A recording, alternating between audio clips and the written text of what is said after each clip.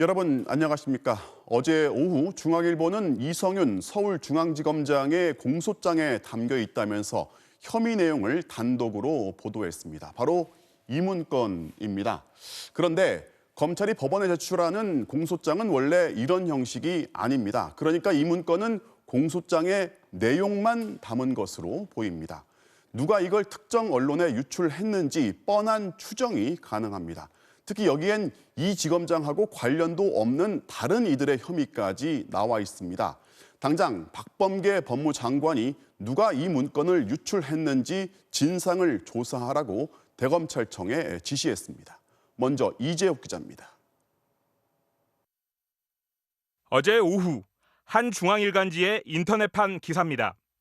재판에 남겨진 이성윤 서울중앙지검장의 공소장 내용을 파악했다는 단독 보도입니다. 김학의 전 법무차관 불법 출국금지 의혹 사건 수사를 무마하는데 청와대 인사들이 개입한 정황이 있다고 전합니다. 이성윤 지검장이 재판에 넘어간 지 하루 만에 공소장 내용이 누군가로부터 유출된 겁니다. 즉시 다른 언론들의 후속 보도가 쏟아졌고 오늘자 조간신문들에도 대서특필됐습니다. 유출된 문건은 A4 용지 12장 분량. 실제 공소장 양식도 아닌 출처 불명의 문건 형태입니다. 법무부 훈령인 형사사건 공개규정에 따르면 재판에 넘어간 사건은 형이 확정될 때까지 비공개가 원칙입니다. 피고인의 방어권과 사건 관계인의 인권 등을 따지는 형사사건 공개심의위원회의 의결을 거쳐 예외적으로만 보도자료나 기자회견 등을 통해 알려질 수 있습니다.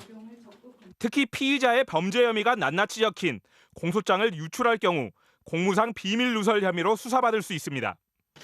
박범계 법무장관은 공소장 내용 불법 유출 파문과 관련해 대검찰청에 진상조사를 지시했습니다. 이성윤 지검장 공소장이 이제 본인이 수령하기도 전에 지금 또 차곡차곡 쌓아놓고 있습니다. 그 의미가 더 묻지 마십시오. 차곡차곡 쌓아놓고 있습니다. 대검은 즉각 감찰 1과와 3과, 정보통신과 등이 합동으로 진상조사에 착수했습니다. 대검 관계자는 징계를 염두에 둔 감찰 절차에 들어간 걸로 볼 수 있다고 전했습니다. MBC 뉴스 이재욱입니다. 대검이 진상조사에 착수를 했고 누가 어떤 의도를 가지고 이 문서를 유출했는지 그 실체에 따라서 파장이 만만치 않을 것 같습니다. 검찰 담당하는 임현주 기자 나와 있습니다. 임 기자, 가장 먼저 이제 기본적으로 이 공소장이라는 게 어떤 문서인지부터 좀 설명을 해 주시죠. 네, 공소장에는 피고인의 범죄 사실이 자세하게 적혀 있습니다. 네. 이러이러한 죄를 지은 사람이니 처벌해달라며 검사가 법원에 제출하는 공문서입니다. 따라서 공소장에 담긴 내용은 증거와 진술의 사실 여부가 확정되지 않은 검찰 일방의 주장에 불과합니다. 그렇다 보니 공소장 내용이 외부로 알려지면 재판 전부터 피고인이 범죄자로 낙인 찍히는 문제가 늘 지적돼 왔습니다.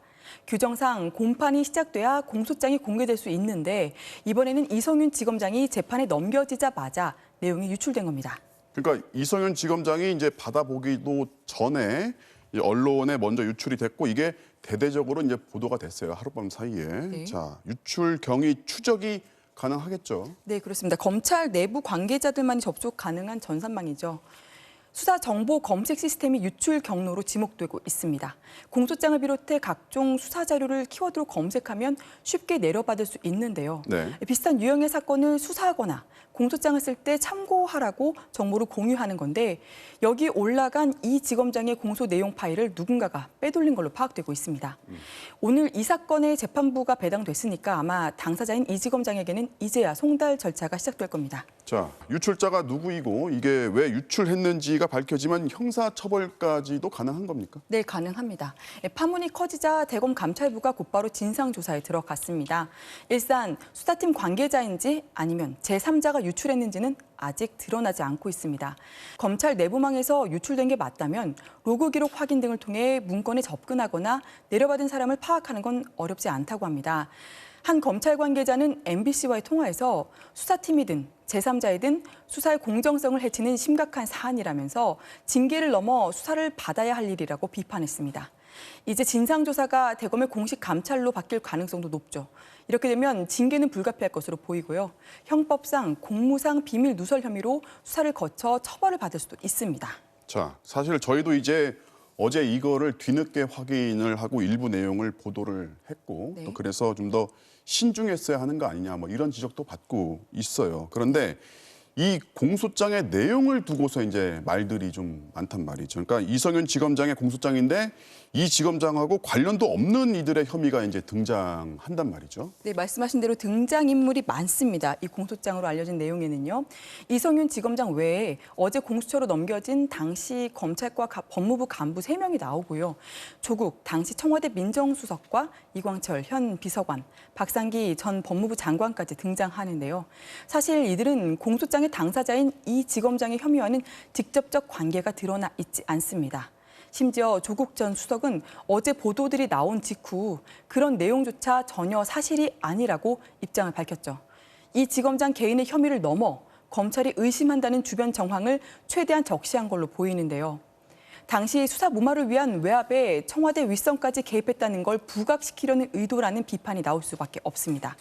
이번 파문은 한마디로 피고인 당사자와 무관한 정황들까지 적힌 공소장 내용이 신속하게 유출된 건데요. 검찰의 고질적인 수사 관행과 패단을 언제까지 국민들이 받아들여야 할지 모르겠습니다. 네, 잘 들었습니다. 지금까지 인권사법팀 임현주 기자였습니다. 생후 16개월 된 입양아 정인이 췌장이 끊길 정도의 폭력을 가해 숨지게 한 양모에게 법원이 살인 혐의를 인정하고 무기징역을 선고했습니다. 재판부는 이 양모의 범죄를 상상조차 할 수 없는 만행이라고 규정했는데요. 먼저 구체적인 판결 내용을 곽동건 기자가 보도합니다. 반성한다면서도 끝까지 정인이를 숨지게 할 고의는 없었다고 주장해온 양엄마 장모 씨. 그러나 법원은 장 씨의 변명을 단 하나도 받아들이지 않았습니다. 살인죄와 상습 아동학대 혐의 모두를 유죄로 판단한 겁니다. 정인이의 두개골과 갈비뼈, 어깨뼈와 허벅지뼈까지 부러진 건 모두 장 씨의 학대 탓이라고 판단했습니다. 특히 사망 당일 장 씨가 아무런 저항도 못하고 누워있던 정인이의 배를 2차례 이상 밟았는데 이는 명백한 살인이라고 결론 내렸습니다. 이런 짓을 하면 아이가 숨질 거라는 걸 충분히 예상할 수 있었고 범행 직후 119 신고조차 하지 않은 걸 볼 때 살인의 고의가 인정된다는 겁니다. 재판부는 이 사건 범행엔 반인륜성과 반사회성이 매우 크고 분명하게 드러나 있다며 인간의 존엄과 가치를 무참히 짓밟은 비인간적인 범행이라고 꾸짖었습니다. 이 때문에 장 씨를 사회에서 무기한 격리에 책임을 묻고 철저히 참회할 기회를 갖게 해야 한다며 무기징역을 선고했습니다. 또 학대를 방관한 혐의로 함께 재판에 넘겨진 양아빠 안모 씨에겐 징역 5년이 선고됐습니다.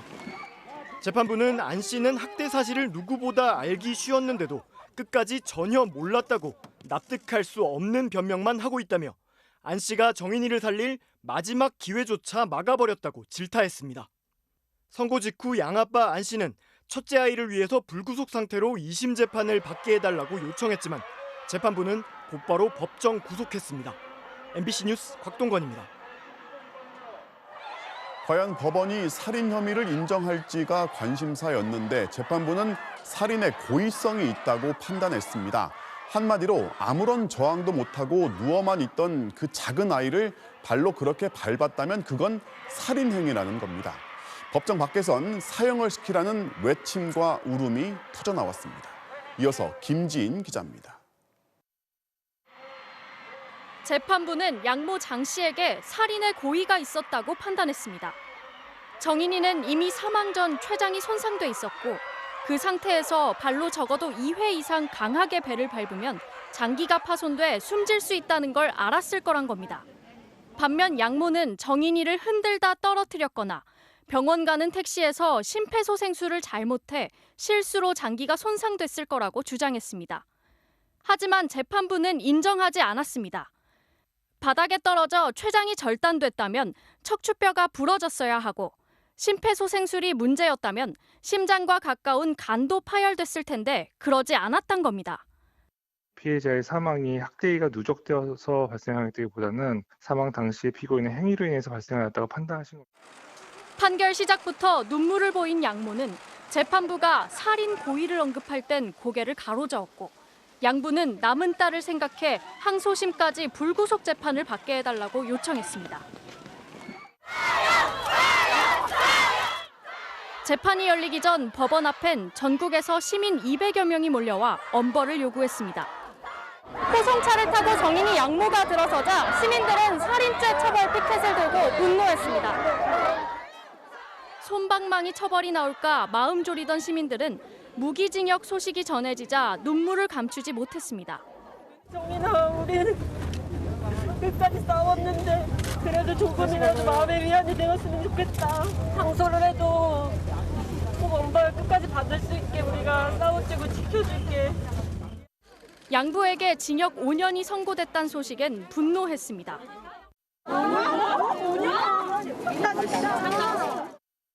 재판이 끝난 뒤에도 자리를 지킨 시민들은 양모 양부가 탄 호송차를 잠시라도 세워달라고 소리쳤습니다.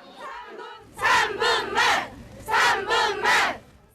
양모의 살인 혐의가 인정됐지만 정인이에게 전할 말이라곤 여전히 미안하고 사랑한다는 말뿐이었습니다. 저는 이게 끝나면 개운할 줄 알았거든요. 근데 전혀 그렇지 않고 어쨌든 이 아이는 살아 돌아올 수 없으니까 이제는 아프지 마. MBC 뉴스 김지인입니다.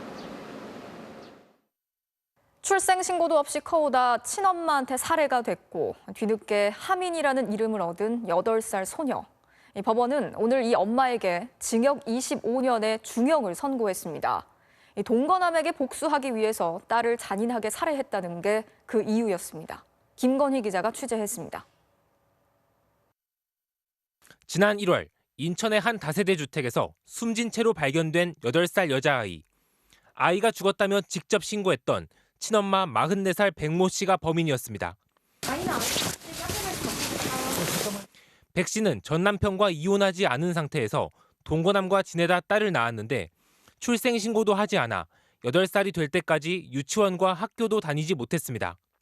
전 남편과 아직 혼인관계가 정리되지 않아 딸의 출생 신고를 못했고 이 문제로 갈등을 겪다가 동거남과 별거에 들어갔습니다. 별거 뒤 동거남이 경제적 지원을 해주지 않자 복수하기 위해 딸을 살해했습니다. 재판부는 백 씨가 딸을 동거남에 대한 원망과 복수심을 해소하는 수단으로 삼았다는 점에서 비난 가능성이 매우 높다고 판단했습니다. 친모 백 씨의 이기적인 선택으로 출생 신고를 8년이나 미룬 결과 딸은 그 나이에 맞는 정상적인 활동을 하지 못했다고 비판했습니다. 또 딸이 죽은 사실을 알고 죄책감을 견디지 못한 동거남은 스스로 목숨을 끊었는데 재판부는 이 부분도 형량을 정하는 데 참고했다고 밝혔습니다. 법적 이름이 없어 사망 진단서에도 무명녀로 기록된 아이. 안타깝게 생각하고 있죠. 세상에 그냥 존재하지 않는 아이로 있었다는 것 자체가 아파도 병원을 못 가면 그냥 집에서 모든 걸 견뎌냈었어야 하니까. 생전에 불렸던 이름은 하민이었습니다. 뒤늦게 얻은 하민이란 이름은 지난 2월 24일 처음 기록으로 남았습니다. 출생신고와 사망신고가 같이 이뤄진 날이었습니다. MBC 뉴스 김건희입니다. 평택항에서 컨테이너 사고로 숨진 고 이선호 씨가 불법 파견 형태로 근무한 정황이 확인돼 고용당국이 조사에 착수했습니다. 더구나 이 씨가 맡았던 컨테이너 작업은 파견 자체가 금지된 업무였습니다. 임상재 기자가 단독 취재했습니다. 고용노동부는 오늘 고 이선호 씨를 원청인 동방에 파견한 우리인력 대표를 불러 조사했습니다. 우리인력이 파견한 근로자에게 동방이 직접 업무 지휘를 한 사실이 있는지를 집중적으로 살핀 것으로 전해졌습니다. 고 이선호 씨가 사망한 현장은 정해진 사람 외에는 들어갈 수 없는 곳입니다. 고용노동부 관계자는 인력업체 측에서 드나들면서 근태 관리를 할 수 있는 환경이 아니라며 인력업체가 업무상 작업 지시를 하기도 어렵다고 설명했습니다. 선호 씨 등 노동자들이 우리 인력과 계약은 했지만 실질적인 지휘 감독자는 동방이었을 거란 설명입니다. 특히 당시 이 씨는 동방 소속 직원으로부터 쓰레기를 주우라는 지시를 받고 컨테이너를 청소하다 변을 당했습니다. 그 한 사람 일당이 과연 얼마인지 아십니까? 10만 원입니다. 기업에서는요, 고작 그 10만 원을 아끼려다가요, 저는 제 아이를 잃었습니다. 현행법은 원청 회사가 파견 노동자의 업무 지시를 하는 것을 엄격하게 금하고 있고 무엇보다 항만 컨테이너 작업은 파견 자체가 금지되어 있습니다. 우리인력은 파견업체가 아닌 직업 소개소로 등록돼 동방에 인력을 보낼 수 있었습니다. 우리인력 측은 동방과의 계약이 지난 2월 말 끝났지만 동방의 요청으로 인력을 계속 보냈던 것이라고 해명했습니다. 작년 11월, 12월 정도 돼가지고 우리도 못하겠다. 그래서 통보를 했어요. 아직 못 구했다. 구할 때까지는 해줘라. 파견법을 위반한 정황이 명백하지만 동방은 우리인력으로부터 3년 동안이나 노동자를 파견받았습니다. 사람이 숨지고 나서야 당국은 뒤늦게 조사에 나섰습니다. 노동부가 책임 있는 자들이 자기 책임을, 자기 역할을 다하지 않음으로 발생하는 구조적 살인입니다. 고용노동부 관계자는 전체적인 조사가 필요한 상황이라며 하청업체부터 조사를 진행하고 있다고 밝혔습니다. MBC 뉴스 임상재입니다. 자, 오늘 코로나19 신규 확진자 수는 747명, 이틀째 700명대를 기록하면서 다시 확산세가 시작되는 게 아닌지 우려가 나오고 있습니다. 여기에 날씨까지 더워지면서 마스크를 제대로 쓰지 않고 거리로 나오는 사람들도 늘고 있다는데요. 서울 연남동 연결해서 거리 분위기 알아보도록 하겠습니다. 자, 김하영 기자, 아무래도 오늘 금요일이라서 거리에 사람들이 꽤 많은 것 같네요. 네, 저는 지금 경의선 숲길에 나와 있습니다. 요즘 날씨가 풀리면서 이곳 거리에는 많은 사람들이 찾고 있는데요. 특히 오늘은 주말을 앞둔 저녁이어서 그런지 평소보다 더 붐비는 모습을 볼 수 있었습니다.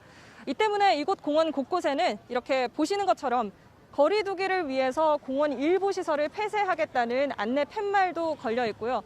또 여기서 거리가 좀 있어서 미처 보여드릴 수는 없겠습니다만 시민들이 자주 걸터앉는 연못에는 이미 2주 전부터 통제선이 설치된 상태입니다. 날씨가 더워지면서 일부 시민들은 마스크를 턱에 걸치고 다녔고 에어컨을 가동하면서 창문을 닫고 영업하는 카페들도 속속 등장했습니다. 국내 신규 확진자 수는 747명으로 이틀 연속 700명대를 기록했습니다. 특히 전남 지역에서는 순천의 나이트클럽에서 35명이 확진되는 등 코로나19 유행 이후 가장 많은 50명의 확진자가 나왔습니다. 경남 김해에선 라마단 종료 기념 행사를 했던 우즈베키스탄인 15명이 확진됐고 대전 대덕구 종교시설과 관련해 30명 이상이 확진되는 등 집단 감염 사례가 속출했습니다. 네 군데에서 좀 한 중규모 정도의 집단 감염이 발생을 해서 그저께보다는 환자 수가 좀 더 많이 이제 발생을 하였습니다. 전국 17개 시도에서 모두 확진자가 발생해 비수도권 확진자의 비율도 40%를 넘어섰습니다. 자, 그런 만큼 날씨가 더워도 마스크 착용 계속 잘 하셔야 하는데 한편에선 이제 백신 접종도 차근차근 이뤄지고 있는데 언제까지 밖에서도 마스크를 써야 하냐 궁금하신 분들도 있을 것 같아요. 네, 많은 분들이 궁금해하실 것 같습니다. 방역당국은 예정대로 백신 접종이 이루어진다면 올 추석에는 실외에서는 마스크를 벗을 수 있을 것이라고 전망했습니다. 65세 이상과 고위험층에 대한 백신 접종이 완료되고 실외에서 마스크를 벗는 것에 대한 안전성이 검증된다면 올 추석에 고향을 방문할 때는 고려해 볼 수도 있다는 거죠. 다만 백신이나 치료제에 듣지 않는 변이 바이러스가 나타날 수도 있다는 점은 변수가 될 수 있다고 말했습니다. 방역당국은 마스크 착용을 포함해 방역 수칙을 완화하는 건 백신 접종률과 확진자 발생 등을 고려해서 신중히 검토한 뒤에 발표할 것이라고 밝혔습니다. 지금까지 경의선 숲길에서 MBC 뉴스 김하영입니다. 삼성 바이오로직스와 모더나 그리고 SK 바이오사이언스와 노바백스가 다음 주 미국 현지에서 코로나19 백신 위탁 생산 계약을 체결하는 것으로 MBC 취재 결과 확인됐습니다. 특히 모더나는 한국을 아시아의 백신 생산 기지로 삼기 위해서 우리나라의 공장 건설까지도 고려하고 있는 것으로 전해졌습니다. 양윤경 기자가 단독 취재했습니다. 국내 최대 제약업체 삼성 바이오로직스가 미국 제약사 모더나와 코로나19 백신 위탁 생산 계약에 합의했습니다. 정부 고위 관계자에 따르면 삼성 고위 관계자는 다음 주 한미 정상회담에 동행할 예정인데 이때 미국 현지에서 모더나 측과 계약 체결식을 갖는 것으로 MBC 취재 결과 확인됐습니다. 이와 관련해 이 관계자는 미국 모더나사가 아시아권에 백신을 수출할 생산 기지로 일찌감치 한국을 꼽았으며 그 가운데서도 최대 제약사인 삼성 바이오로직스와 손을 잡게 됐다고 밝혔습니다. 이 같은 계약 추진 사실은 이미 청와대가 이번 한미 정상회담의 최대 의제가 백신이라고 밝혀온 바 있어 더욱 주목됩니다. 주된 논의 의제 중에 하나가 이제 한미 간의 백신 파트너십입니다. 이제 한국이 백신 생산의 글로벌 허브가 될 수 있다. 이런 어떤 그 비전이 있기 때문에 정부 관계자는 이번 회담에서 백신이 북핵보다 우선순위란 말이 나올 정도라며 국내 기업이 회담 기간에 맞춰 미국 업체와 만나는 것도 그런 맥락으로 이해하면 된다고 말했습니다. 모더나는 화이자처럼 mRNA 방식을 이용해 백신을 생산하는데 국내에는 아직 이 방식으로 백신을 생산할 설비가 없습니다. 이 때문에 모더나 측은 백신 생산 공장을 우리나라에 새로 짓는 것도 삼성 측과 검토 중인 것으로 전해졌습니다. 여기에 SK바이오사이언스도 노바백스와 라이센스, 즉 기술 이전 방식의 백신 생산을 연장하는 내용의 계약 체결식을 다음 주 미국에서 열 계획이어서 삼성과 SK 양사의 최고위 관계자가 다음 주 한미 정상회담 기간에 맞춰 미국으로 출국할 예정입니다. MBC 뉴스 양윤경입니다.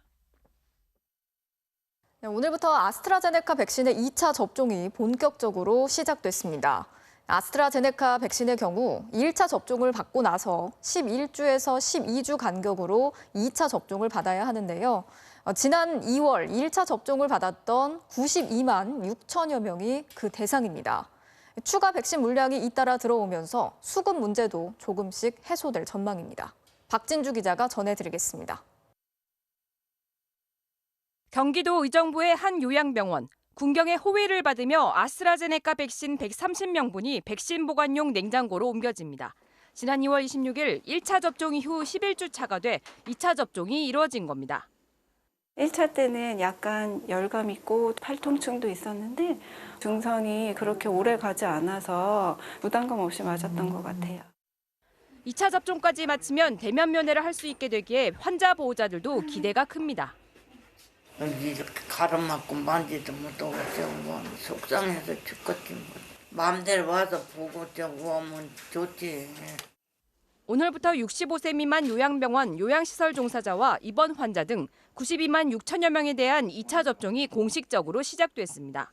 아스트라제네카 백신은 어제 코백스 물량 83만 5천 회분이 인천공항으로 들어온 데 이어 오늘은 개별 계약한 59만 7천 회분이 경북 안동 공장에서 출하됐는데 6월 첫째 주까지 723만 회분이 순차적으로 공급될 예정입니다. 어제 접종 예약을 시작한 유치원, 어린이집, 교사 등의 예약률은 하루 만에 45.8%를 보였고 고령층의 접종 예약률도 점차 증가하며 70세에서 74세는 54.9%로 집계됐습니다. 의료기관 어느 곳에서나 접종이 가능합니다. 더 편리한 곳, 더 가까운 곳을 선택하셔서 사전 예약을 하시고 한편 오는 27일부터는 예약 취소 등으로 발생하는 노쇼 백신을 당일에 예약할 수 있는 신속 예약 시스템이 마련됩니다. 네이버와 카카오 지도 앱을 통해 주변 접종기관에 남은 백신을 확인한 뒤 본인 인증을 거쳐 예약하면 접종을 받을 수 있게 됩니다. MBC 뉴스 박진주입니다. 미국 정부가 백신 접종을 다 마친 이들은 대중교통만 빼고 실내든 실외든 마스크를 쓰지 않아도 된다는 결정을 내렸습니다. 환영한다는 평가와 너무 이르다는 우려가 교차하고 있는데요. 어쨌든 우리도 백신 접종에 적극 동참해야 할 이유입니다. 워싱턴 박성호 특파원이 보도합니다. 백악관 들어갈 때만 해도 마스크를 썼던 상원 의원들이 나올 땐 벗었습니다. Did you guys take your masks off in the Oval? We did. We heard all about it. The president took his off too. Yeah. 의사당 안에선 마스크를 벗어 흔들며 환호하는 모습도 보였습니다. 백신 접종을 마친 사람들은 실내에서든 실외에서든 마스크를 벗어도 좋다는 보건당국의 발표가 전해졌기 때문입니다. I think it's a great milestone, a great day. If you've been fully vaccinated, you no longer need to wear a mask. 미국 성인의 35%가 접종을 완료했고 신규 확진자가 2주 전보다 3분의 1이나 줄어든 상황에서 내려진 조치입니다. 보건당국은 백신으로 면역이 생기면 코로나 옮길 가능성이 극히 적다는 데이터가 확인돼 과하게 따랐다고 강조했습니다. 병원이나 대중교통, 마스크 착용을 요구하는 업소에선 아직 예외라는 단서를 달았습니다. 시민들은 반가운 소식이라면서도 마스크 벗기엔 이르지 않냐는 반응이 많습니다. It's like 50-50, I will say. We are very happy about it. In the meantime, we are very concerned. Who knows? Maybe too soon? 전문가들은 걱정이 앞섭니다. I don't know if it's really an incentive when you can just say you're vaccinated and not actually get vaccinated and not wear your mask.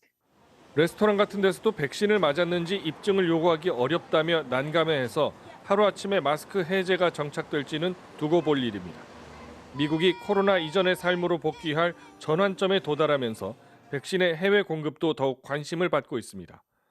카말라 해리스 부통령은 최근 한국계인 앤디 김 하원 의원과의 면담에서 현재까지 한국에 대한 백신 지원 계획은 없었다면서도 지원 필요성에 공감한 것으로 전해졌습니다. 워싱턴에서 MBC 뉴스 박성호입니다. 어젯밤 국회에서 인사청문 절차가 마무리된 김부겸 총리와 임혜숙, 노영욱 장관, 문재인 대통령이 오늘 아침 일찍 임명하면서 곧바로 업무를 시작했습니다. 김부겸 총리는 취임 일성으로 통합을 강조했습니다. 조국현 기자입니다.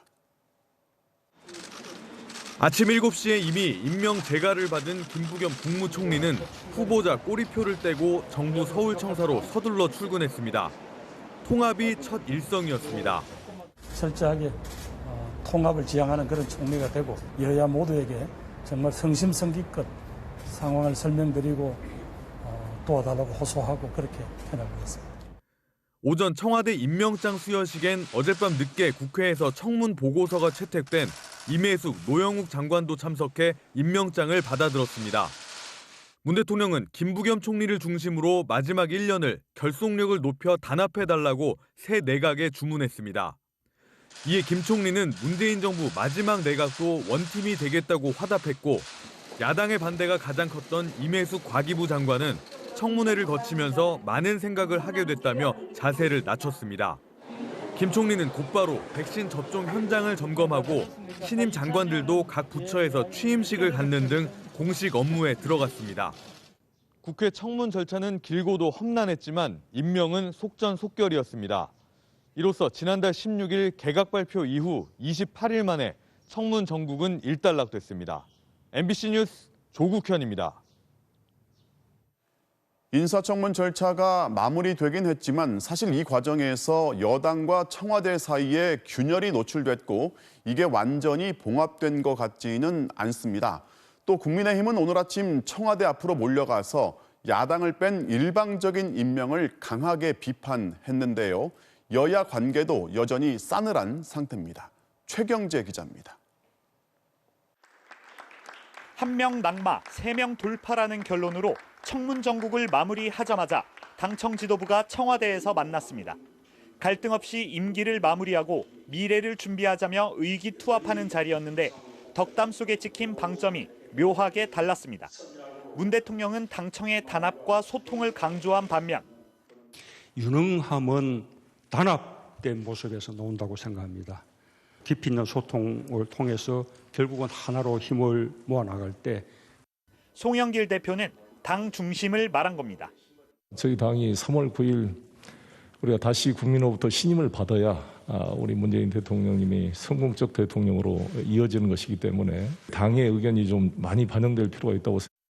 송 대표는 또 탈원전 국정기조와 달리 해석될 수 있는 소형 원자로 개발을 언급하고 수도권 광역철도가 김포 부천 구간에서 끝나 여론이 나쁘다는 말도 했습니다.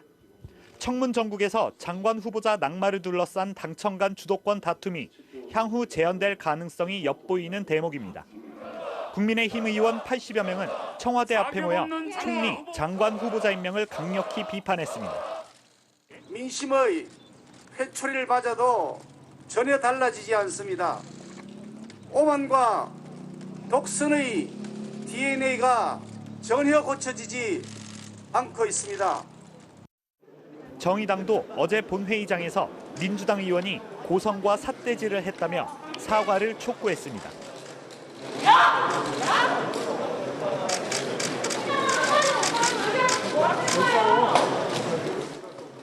문정복 의원은 정의당이 사퇴한 장관 후보자를 범죄자처럼 언급해 항의했는데 류 의원이 갑자기 끼어든 거라고 반박했습니다. 청문 정국의 여진이 계속되는 가운데 국회 정상화를 위한 여야 간 접촉은 다음 주 초쯤부터나 가능할 전망입니다. MBC 뉴스 최경재입니다. 가족을 수사할 수도 있다면서 옥중에 있는 취재원을 상대로 유시민 이사장의 비위 정보를 알려달라고 강요하려다 미수에 그친 혐의죠. 이른바 검언유착 사건의 이동재 전 채널A 기자에게 검찰이 오늘 징역형을 선고해달라고 재판부에 요청했습니다. 김정인 기자입니다. 유시민 노무현 재단 이사장의 비위 정보를 알려달라고 취재원을 압박한 강요 미수 혐의로 재판을 받아온 이동재 전 채널A 기자. 검찰이 오늘 서울중앙지법에서 열린 결심 공판에서 이 전 기자에게 징역 1년 6개월을 선고해달라고 재판부에 요청했습니다. 또 함께 재판에 넘긴 후배 백모 기자에게는 징역 10개월을 구형했습니다. 검찰은 이 전 기자가 지난해 2월부터 3월까지 수감 중인 이철 전 밸류 인베스트 코리아 대표에게 5차례 편지를 보내 협박한 것으로 보고 있습니다. 유시민 이사장 관련 비위를 내놓지 않으면 검찰이 가족을 수사할 수 있다며 이 전 대표를 압박했다는 겁니다. 오늘 열린 1심 마지막 공판에서 검찰은 구속 수감된 피해자에게 형사처벌 가능성을 언급하며 검찰 영향력을 언급하는 것은 명백한 취재윤리 위반이라고 지적했습니다. 따라서 피해자가 겁을 먹지 않아 문제가 없다는 피고인의 주장은 본질을 호도하기 위한 것이라고 밝혔습니다. 반면 이 전 기자 측은 편지 어느 곳에서도 내게 제보하지 않으면 어떻게 만들겠다고 쓴 부분이 없다며 협박 의혹을 부인했습니다. 그러면서 공익을 위한 취재였고 수사기관이 언론사 취재를 협박으로 재단하게 되면 정상적 취재까지 제한하는 선례를 남기게 된다고 주장했습니다. 구속 상태에서 재판에 넘겨졌던 이 전 기자는 지난 2월 보석으로 풀려났습니다. 선고 공판은 다음 달 18일 열릴 예정입니다. MBC 뉴스 김정인입니다. 오늘 서울의 기온이 30.8도, 올 들어 가장 높은 기온을 기록하는 등 7월 하순 같은 한여름 더위가 사흘째 기승을 부리고 있습니다. 일본에선 65년 만에 가장 빠른 장마가 엄습하는 등 심상치 않은 조짐들이 곳곳에서 포착되고 있습니다. 정영훈 기자가 취재했습니다. 서둘러 찾아온 이른 더위. 계절은 아직 봄인데 7월 하순의 기온까지 치고 올라왔습니다. 가만히 서 있어도 땀이 너무 나서 지금 너무 힘들어요, 돌아다니기가. 오늘 대전과 영월이 5월 중순 역대 최고 기온을 경신했고 서울은 30.8도로 올 최고 기온을 기록했습니다.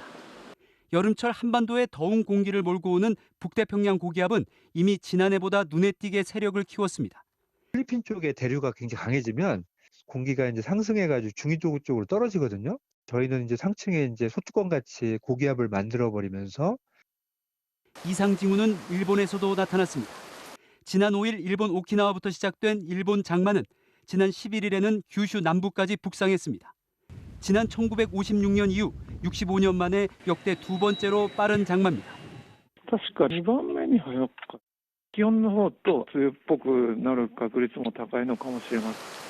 당장 이번 주말부터 다음 주 월요일까지 남부와 제주를 중심으로 많은 비가 내리는 등 이달 말까지 비가 자주 올 것으로 예상됩니다. 우리나라가 장마가 예년보다 일찍 시작할 가능성도 배제할 수 없지만 현재 우리나라 주변에 이 영향을 주고 있는 차고 건조한 공기의 강도도 여전히 강한 세력을 갖고 있어서 때이른 무더위의 장마까지 올 여름도 심상치 않을 거란 징후가 곳곳에서 포착되고 있습니다. MBC 뉴스 정영훈입니다. 이스라엘과 팔레스타인 사이의 유혈 충돌. 이스라엘 군이 전투기 공습에 이어서 지상군 전투 준비에 들어가면서 전면전으로 치닫고 있습니다. 2,000명이 넘는 사망자가 나온 2014년 충돌 이후 가장 큰 피해가 나올지 모른다는 우려가 나오고 있습니다. 신정영 기자가 전해드리겠습니다. 팔레스타인 가자 지구를 향해 쏟아지는 폭격. 이스라엘군이 밤낮 없는 전투기 공습에 이어 지상군 공격까지 시작했습니다. 이스라엘 측은 이미 국경에 기갑 차량과 병력을 대거 이동시켰고 가자지구 안에 진입하는 것도 시간 문제로 보입니다. 5일 전 팔레스타인 무장 세력 하마스의 로켓포 공격으로 촉발된 양측의 충돌이 지상전으로 번지고 있는 겁니다. The IDF is conducting operations right now, but also preparing to enhance and broaden the scope of those operations in the future. 닷새 사이 하마스가 쏘아올린 로켓포는 무려 2,000여 발. 이에 맞서 이스라엘도 하마스의 지휘부 거주지나 시설이 있는 고층 건물을 중심으로 600번 넘게 공습을 퍼부었습니다. Oh my God! Yes, yes, yes! I need to go down. 현재까지 이스라엘에선 7명이 숨지고 200여 명이 다쳤고 팔레스타인은 하마스 지도부 30여 명을 포함해 115명이 숨지고 600명 넘게 부상을 입었습니다. 7년 만에 또다시 전면전으로 치닫고 있는 이번 갈등의 시작은 지난주 동예루살렘 이슬람 사원에서 벌어진 무슬림 시위대와 이스라엘 경찰의 충돌입니다. 하지만 부패 혐의로 재판에 넘겨진 네타냐후 이스라엘 총리가 팔레스타인과의 충돌을 정치적으로 이용한다는 분석도 나옵니다. שאנחנו נגבה מחיר כבד מאוד מהחמאס ומשאר ארגוני הטרור ואנחנו עושים זאת. 실제로 그간 중재자 역할을 해온 이집트가 이번에도 휴전을 제안했지만 이스라엘이 거절한 것으로 알려졌습니다. MBC 뉴스 신정연입니다. 또래에게 성매매를 강요하고 이를 거부하자 마구 폭행한 10대들의 잔혹한 폭행 사건 전해드린 바 있는데 저희가 당시 상황이 담긴 영상을 입수했습니다. 그런데 피해 학생이 폭행을 당하기 전에 이미 경찰에 성매매 강요 사실을 신고했지만 경찰은 어떤 보호 조치도 하지 않았던 것으로 확인됐습니다. 박성화 기자가 취재했습니다. 지난 7일 밤 경북 포항의 한 상가 건물 옥상, 한 여학생이 손을 모은 채 서 있고 주변에서 이 학생을 때리라고 누군가 부추깁니다. 때려. 야, 손 때려. 이대 일로 왔다. 야, 나 때릴 테니까 니네가 나 안 때렸다 해도 돼? 잠시 뒤 무자비한 폭행이 시작됩니다. 여학생은 저항도 하지 못한 채 마구 얻어맞습니다. 실종 말했냐? 담배 말했냐고. 누가 나도? 가해 여학생들은 성매매를 강요했고 피해 여학생이 이를 거부하자 무차별적인 폭행이 시작된 겁니다. 그런데 취재 결과 피해 학생이 성매매를 강요당한 직후 경찰에 가해 학생들에 대한 신고가 접수됐던 것으로 확인됐습니다. 지난달 28일 한 가게에서 가해 여학생들에게 성매매 강요를 당하던 피해 학생은 가게 주인에게 도움을 요청했습니다. 피해 학생의 사정을 들은 가게 주인은 경찰에 신고했습니다. 도움을 요청했다는 생각해서 누구한테 요청하지 하다가 그 사장님이랑 눈이 마주쳤는데 그때 그냥 도와달라 했어요. 하지만 경찰은 신고 이후 피해 학생에 대한 보호 조치를 하지 않았습니다. 단순 협박으로 보고됐고 이에 대한 보호 매뉴얼은 없다는 게 경찰의 설명입니다. 또 피해 학생이 구체적인 보호 조치를 요구하지 않았다고 덧붙였습니다. 성매매 강요에 대한 경찰 수사는 신고가 이루어진 지 일주일 만인 지난 5일 시작됐습니다. 경찰의 대처가 지지부진한 사이 피해 학생은 보복 폭행을 당했습니다. 머리를 많이 때려서 아팠고 그냥 아무 사람이 와서 도와줬으면. 가해 학생 5명 가운데 1명은 만 14살 미만인 촉법소년으로 형사처벌을 받지 않을 것으로 보입니다. MBC 뉴스 박성화입니다. 이틀 전 충북 청주에서 여학생 2명이 숨진 채 발견이 됐는데 이 중에 1명은 석 달 전 성범죄를 당했다면서 경찰에 신고를 한 상태였습니다. 그런데 경찰이 이 성범죄 가해 남성에 대해서 영장을 3번이나 신청했지만 검찰이 모두 반려한 사실이 알려지면서 뒤늦게 논란이 일고 있습니다. 이채영 기자가 취재했습니다. 충북 청주의 한 아파트 단지입니다. 화단 나무 밑에 꽃다발들과 음료수가 놓여 있습니다. 그제 이 아파트 화단에서 숨진 채 발견된 여중생 2명을 추모하기 위한 것입니다. 숨진 학생 중 1명은 올 초 성범죄 피해를 당했다며 한 남성을 경찰에 신고했고 수사가 진행 중이었습니다. 지난 3월 경찰은 병원 기록과 피해자 진술 등을 토대로 이 남성에 대해 체포영장과 구속영장을 신청했습니다. 하지만 검찰은 당시 보완 수사가 필요하다는 이유로 영장 신청을 모두 반려했습니다. 경찰은 지난 11일 3번째로 구속영장을 신청했습니다. 그런데 바로 다음 날 유서를 남긴 채 여중생들은 극단적인 선택을 했습니다. 그런데 검찰은 어제 또다시 영장을 경찰로 돌려보냈습니다. 검찰은 오늘 입장문을 통해 앞선 2차례 기각 이유에 대해 구체적 사유는 밝힐 수 없지만 수사 절차상 미비점이 있고 법적 절차에 따라 증거 수집 등을 보완하도록 요구한 것이라고 밝혔습니다. 또 유서 등 객관적 증거를 통해 실체를 밝힐 수 있도록 노력하겠다고 전했습니다. 경찰은 미성년자를 상대로 한 성범죄 혐의가 있는 만큼 중대한 사안이며 구속 수사가 필요하다는 입장입니다. 그러면서 곧 보완 수사를 거쳐 4번째 영장을 신청하겠다고 밝혔습니다. MBC 뉴스 이채연입니다.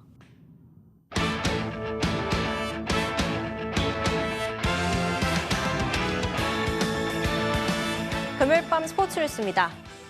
올해 최고 투수로 꼽히는 삼성의 원태인 선수가 4할 타자 강백호와 펼친 정면 승부로 화제를 모았는데요.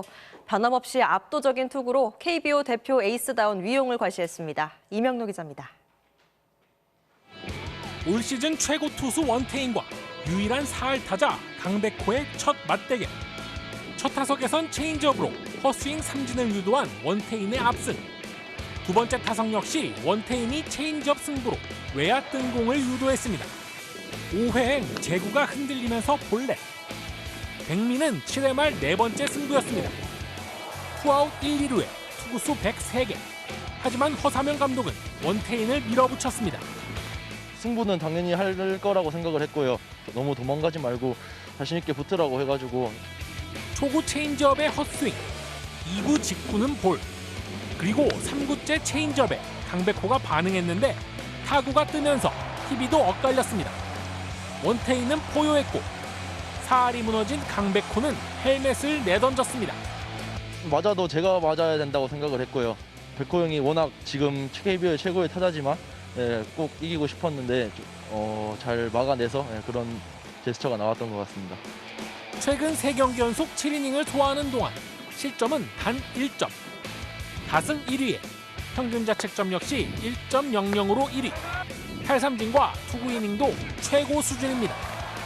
1실점하고 패했던 개막전 이후 6경기 연속 퀄리티 스타트로 6연승 행진.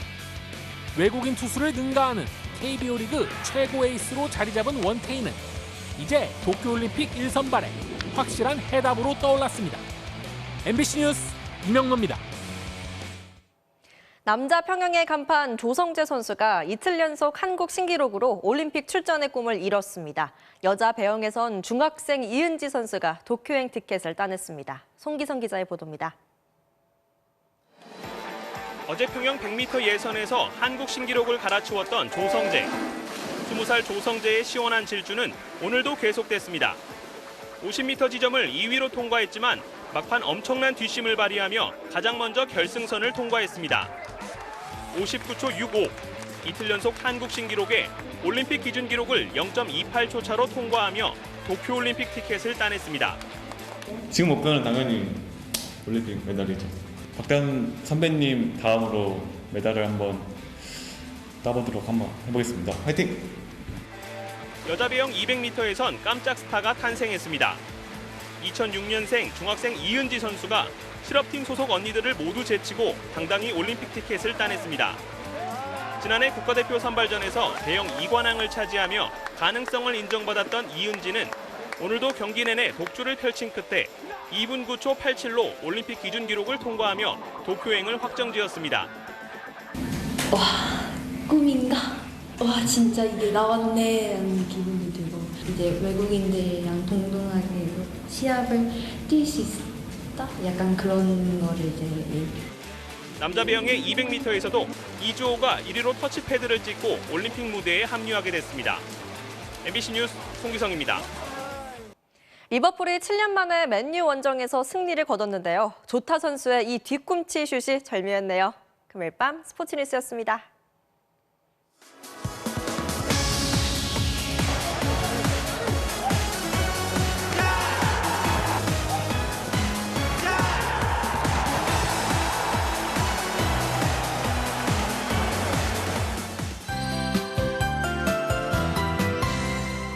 때이른 더위가 오늘 절정에 이르렀습니다. 서울의 수은주가 올 들어 처음으로 30도를 넘어 30.8도까지 치솟았습니다.